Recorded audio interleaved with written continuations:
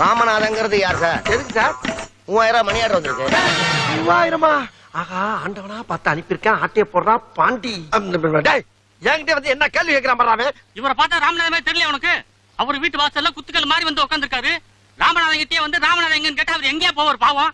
வீடு பூட்டி இருக்கு. அதான் நான் பூட்டை போட்டு புறப்பட்டு கிருகிருன்னு வந்துருச்சு உட்காந்துருக்கேன். அதுக்காண்டி என்கிட்ட வந்து ராமநாதன் என்ன அர்த்தம்? ஊருக்கு புதுசு சார். என்ன பண்ணலாம் புதுசு? இவனாச்சும் கொஞ்சம் கோவக்காரையா? நாளா கொடூரமானவன். இப்ப நீ கேட்ட கேள்விக்கு என்ன கோவம் இருந்தா போஸ்ட்மேன் போஸ்ட்மார்டம் ஆயிருப்ப நீ. அண்ணே விடுங்கண்ணே, அவன் தான் பூசுட்டான்ல. எங்கே கேள்வி பண்ணு கொண்டாயா கேட்கிறான்.